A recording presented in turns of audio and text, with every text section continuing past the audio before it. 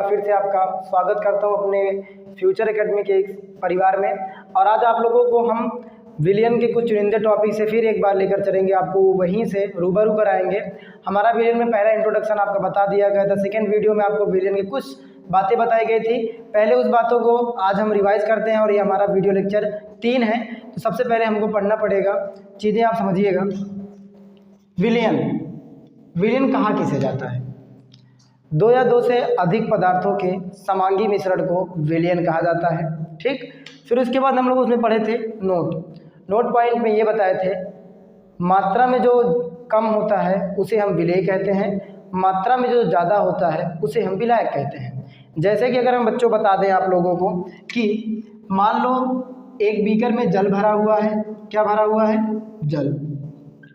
और इसी जल में हम लोग क्या कर रहे हैं कि इस जल में हम मिला रहे हैं नमक को। तो एक बात बताओ, मात्रा में ज़्यादा कौन होगा? तो मात्रा में ज़्यादा होगा आपका जल। तो मात्रा में ज़्यादा कौन होगा? जल होगा। और मात्रा में कम कौन होगा? मात्रा में कम। तो मात्रा में जो कम होगा बच्चों वो होगा नमक। तो जो मात्रा में ज़्यादा होगा उसे बोला जाता है विलायक,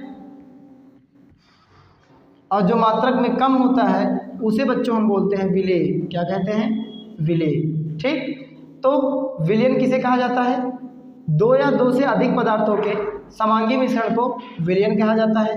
फिर नोट पॉइंट में हम आप लोग को बता चुके थे कि मात्रा में जो बंदा ज़्यादा होता है उसे हम विलायक कहते हैं, और मात्रक में जो कम होता है उसे हम विलेय कहते हैं। तो अगली बात हमारी आती है द्विअंगी विलियन और त्रिअंगी विलियन। द्विअंगी विलियन उसे कहा जाता है जब विलियन में दो घटक उपस्थित होते हैं, उसे हम द्विअंगी कहते हैं। जैसे मान लो हमारा कोई विलियन है और इस विलियन में केवल दो लोग उपस्थित हैं, जैसे कि नमक और जल को अगर हम आपस में मिला देंगे समान रूप से तो वो बन जाएगा विलियन। और इसमें कितने घटक हैं बच्चों? दो घटक हैं। पहला घटक नमक है, दूसरा घटक जल है। इसे हम बोलेंगे द्विअंगी। अगर इसी में एक विलेय पदार्थ और कोई आ जाए, मान लो हम इसके साथ जोड़ दे रहे हैं आपको चीनी, तो ये यहाँ पर घटक कितने हो गए? 3। तो 3 घटकों वाले संख्या को हम लोग बोलेंगे त्रिअंगी। ठीक है। फिर हम लोग पढ़े थे विलियनों के प्रकार, और विलियन के प्रकार हम लोग बताए थे आपको अवयवों की मात्रा के आधार पर विलियन कितने प्रकार के होते हैं। तो अवयवों की मात्रा के आधार पर विलियन 5 प्रकार के होते हैं: तनु विलियन, सांद्र विलियन, संतृप्त विलियन, असंतृप्त विलियन और अति संतृप्त विलियन। जैसा कि यहाँ पर लिखा है तनु विलियन, सांद्र विलियन, संतृप्त विलियन, असंतृप्त विलियन और अति संतृप्त विलियन। ये बातें हम आप लोग को नेक्स्ट मतलब पीछे वाली क्लासों में आपको हम बता चुके थे। तो आपको आशा करते हैं रिकैप एक्सरसाइज आपको पता चली होगी। एक बार आप इस पॉइंट को रिकैप को अपने कॉपी में लिख लो ताकि आप भी समझ सको इस बात को कितना हम लोग पढ़ चुके। फिर हम लोग अपना आज ही से टॉपिक स्टार्ट करेंगे मात्रा के आधार पर विलियनों के प्रकार। एक बार आप स्क्रीनशॉट इस टॉपिक का ले लो ताकि हम लोग अपना टॉपिक आगे बढ़ाएं। तो आप लोग स्क्रीनशॉट ले लिए होंगे। अब हमारी हेडिंग जो होगी, देखो ये मात्रा के आधार पर मतलब कि विलियन के प्रकार हैं। और कितने प्रकार से हैं? 5 प्रकार से हैं। तो हम लोग 2 तो पढ़े थे लेकिन शायद ना समझ में आया हो, तो हम लोग फिर से स्टार्ट करते हैं। तो सबसे पहले बच्चों हमारे पास आता है तनु विलियन। सबसे पहला क्या है? तनु विलियन। अब आपके सामने एक छोटी सी कहानी बता रहे हैं आपको कि, और इसके साथ ही साथ हम लोग पढ़ेंगे सांद्र विलियन। क्या पढ़ेंगे? सांद्र विलियन। अच्छा एक बच्चा बात बताओ, मान लो आपके सामने ये 2 बीकर हैं कुछ सिलेंडर टाइप का, और इन दोनों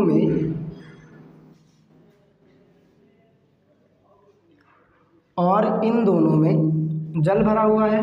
क्या भरा हुआ है? जल। ठीक, तो आपके पास बच्चों 2 पार्ट हैं, और 2 पार्ट में एक में जल भरा हुआ है, दूसरे में भी जल भरा हुआ है। लेकिन एक बात याद रखना, जल जो है वो 5 लीटर है और यहाँ पर जल जो है वो भी 5 लीटर ही है। ठीक, या हम बात करते हैं आपके सामने कि पहले वाले बीकर में हमें शक्कर मिलाना है और दूसरे वाले में भी शक्कर मिलाना है, तो दोनों में हमें क्या मिला देना है, शक्कर। अब बताओ कि पहले वाले बीकर में हम शक्कर मिला दिए, मान लो 2 किलो, कितना, 2 किलो, और दूसरे वाले में हम मिला दिए 1 किलो। तब आप एक बात बताओ बच्चा, इसमें से गाढ़ा विलयन कौन सा तैयार होगा और तरल विलयन कौन सा तैयार होगा? जाहिर सी बात है, जिसमें विलेय की मात्रा ज़्यादा है वो ज़्यादा गाढ़ा होगा। इसका मतलब ये है पहला बीकर ज़्यादा क्या होगा, गाढ़ा होगा, और जो दूसरा बीकर है वो कम गाढ़ा होगा। गाढ़ा ही नहीं होगा तो हम बोल सकते हैं तरल होगा। क्या होगा, तरल होगा। तो बच्चा याद रखना, जिसमें विलेय की मात्रा ज़्यादा होती है वो गाढ़ा होता है, और उसी को हम लोग बोलते हैं केमिस्ट्री की भाषा में सांद्र। क्या बोलते हैं, सांद्र। और जो तरल है उसी को हम लोग केमिस्ट्री की भाषा में बोलेंगे कि वो है आपका तनु। तो तनु में क्या था, विलेय की मात्रा मतलब शक्कर की मात्रा कम थी, और सांद्र में क्या था, विलेय की मात्रा ज़्यादा। मतलब कि हम ये कह सकते हैं कि जिसमें विलेय की मात्रा ज़्यादा होती है उसे हम सांद्र विलयन कहते हैं, और जिसमें विलेय की मात्रा कम होती है उसे हम क्या बोलेंगे, तनु विलयन। तो अब हम लोग यहाँ पर सीखेंगे तनु विलयन किसे कहते हैं। तो यहाँ पर लिखेंगे ऐसा विलयन, ऐसा विलयन जिसमें विलेय की मात्रा,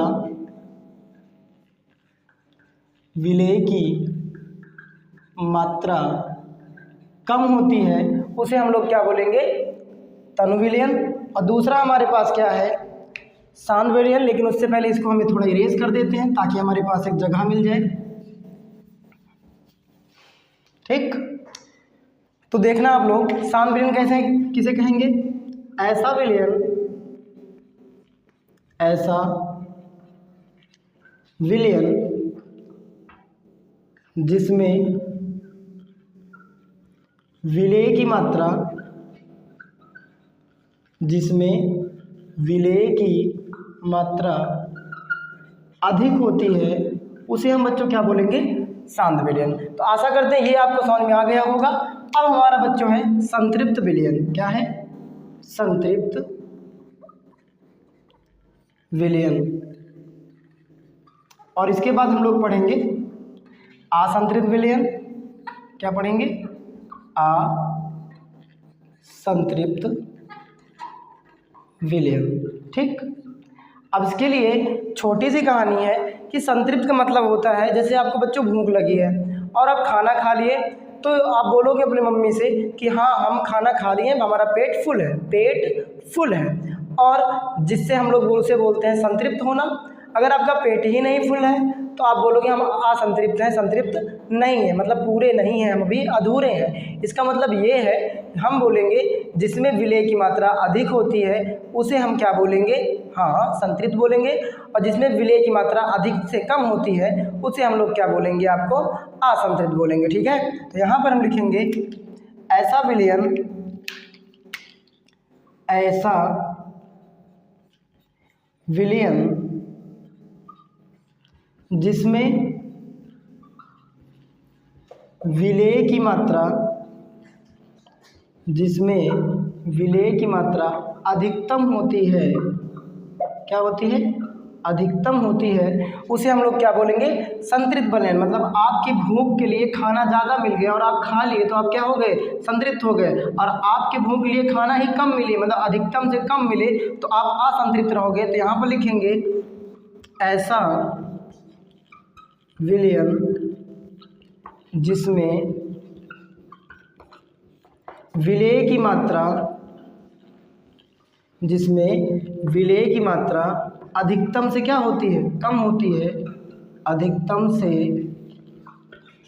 कम होती है, उसे हम लोग क्या बोलेंगे बच्चों, उसे हम बोलेंगे असंतृप्त विलयन। देखो एक बार फिर से तुमने तनु पढ़ लिए, सांद्र पढ़ लिए, संतृप्त पढ़ लिए, असंतृप्त पढ़ लिए। अब हमारा 5वां पॉइंट है अति संतृप्त।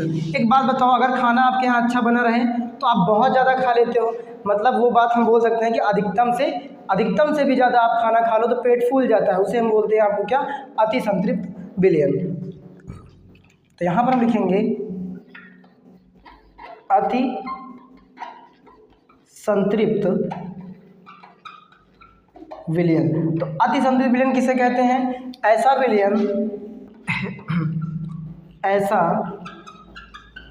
विलयन जिसमें विलेय की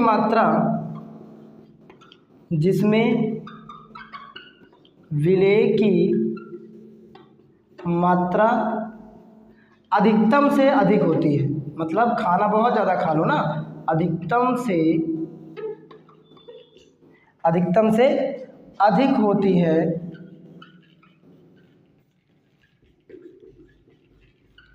उसे हम क्या बोलेंगे? अति संतृप्त विलयन। एक बार हम फटाक से रिवीजन मार देते हैं कि क्या क्या पढ़े। हम लोग पढ़े कि विलयन के प्रकार अवयवों की मात्रा के आधार पर 5 प्रकार के होते हैं। तनु जिसमें विलेय की मात्रा कम, शांत जिसमें विलेय की मात्रा अधिक, और फिर उसके बाद क्या पढ़े? संतृप्त जिसमें विलेय की मात्रा अधिकतम। फिर हम पढ़े असंतृप्त जिसमें विलेय की मात्रा अधिकतम से कम। फिर उसके बाद हम लोग पढ़े अति संतृप्त, इसमें क्या होगा? विलेय की मात्रा अधिकतम से भी अधिक हो जाती है, उसे हम अति संतृप्त बोलते हैं। तो आशा करते हैं यहाँ तक की बात आपको समझ में आ गई होगी। अब इसे आप जल्दी से स्क्रीनशॉट कर लो ताकि हम अपना लेक्चर आगे बढ़ाएं। ठीक,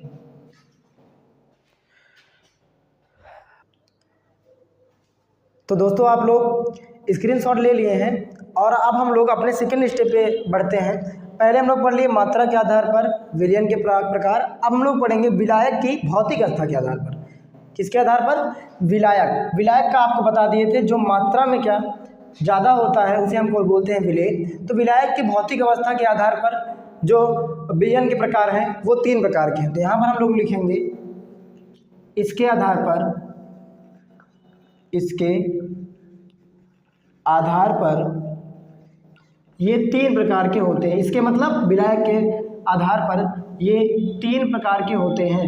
ये 3 प्रकार के होते हैं। ठीक, पहला आपका होगा गैसीय विलयन। कैसा विलयन? गैसीय विलयन। दूसरा होगा ठोस विलयन।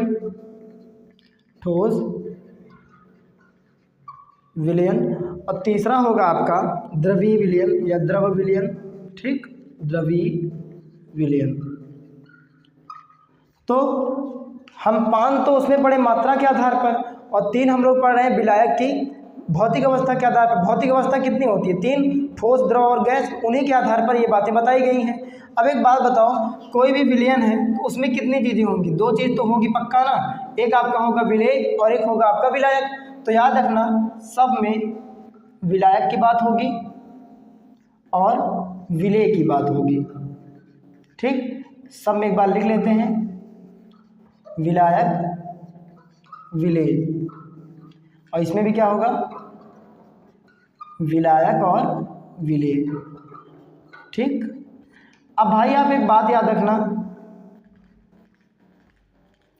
कि गैसीय विलयन किसे कहते हैं? तो ऐसा विलयन जिसमें विलायक गैस होता है और विलेय कुछ भी हो सकता है, सॉलिड भी हो सकता है, लिक्विड भी हो सकता है और गैस भी हो सकता है, उसी को हम लोग क्या बोलेंगे?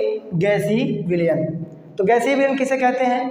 ऐसा विलयन जिसमें विलायक के कण गैस होते हैं तथा विलेय के कण गैस, द्रव या ठोस तीनों अवस्थाओं में पाए जा सकते हैं। और इसमें क्या होगा? ठोस विलयन है तो विलायक क्या हो जाएगा आपका? ठोस हो जाएगा। और विलेय के कण सॉलिड, लिक्विड, गैस दोनों में, तीनों में हो सकते हैं कुछ भी।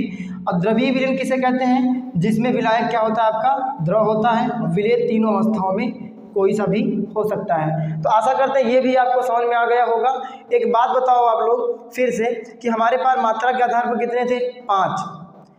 अवयवों के आधार पर और मात्रा का आधार एक ही बात थी, 5 थे। फिर आपकी बात थी कि विलायक की भौतिक अवस्था के आधार पर कितने होते हैं? वो होते हैं 3। ठीक, तो आशा करते हैं ये भी आपको समझ में आ गया होगा। एक बार आप फिर से स्क्रीनशॉट ले लो ताकि हम अपनी बात को आगे कर सकें। ठीक है, स्क्रीनशॉट ले लीजिए।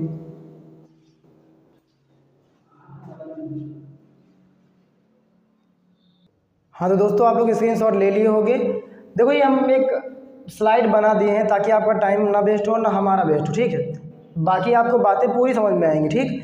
देखो हम लोग क्या क्या पढ़े, विलयन के प्रकार पढ़ रहे थे। तो हम लोग पढ़े मात्रा के आधार पर विलयन के प्रकार, फिर हम लोग पढ़े विलायक की भौतिक अवस्था के आधार पर। अब हम लोग पढ़ेंगे अवयवों की भौतिक अवस्था के आधार पर। तो याद रखना, अवयवों की भौतिक अवस्था के आधार पर जो विलयन के प्रकार होते हैं वो होते हैं 9। कितने होते हैं? 9। आप लोग एक बात देखना, यहाँ पर हम लिख रहे हैं ठोस, द्रव, गैस, और एक तरफ आप फिर से लिख दो ठोस, द्रव, गैस।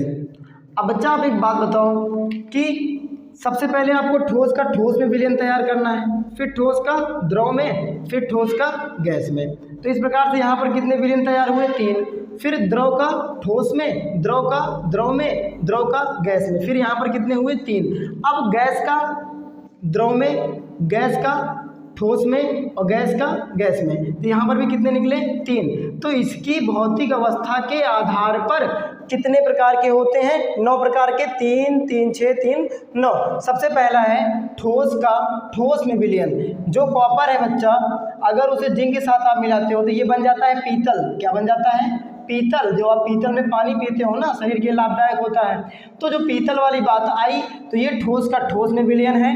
ठोस का गैस में देखोगे तो जब सोडियम क्लोराइड जल में घुलता है तो याद रखना उसे हम बोलते हैं ठोस का गैस में। फिर उसके बाद है ठोस का द्रव में। वायु में जो धुआं उत्पन्न होता है उसे हम द्रव बोलते हैं। द्रव का ठोस में वो जैली का रूप लेता है। द्रव का द्रव में वो जल में अल्कोहल लेता है। द्रव का गैस में वायु में जो नमी आ जाती है, आर्द्रता आ जाती है, उसे हम द्रव का गैस में विलयन कहते हैं। और आपके सामने यहाँ पर लिखा है गैस का ठोस में। तो जो आपका लेड है, सीसा जिसे आप बोलते हो, हाइड्रोजन से अगर क्रिया कराओगे तो उसे हम बोलते हैं गैस का ठोस में, क्योंकि ये आपका गैस है और ये आपका ठोस है। तो गैस का द्रव में जल और कार्बन डाइऑक्साइड, तो ये द्रव वायु अवस्था चला गया।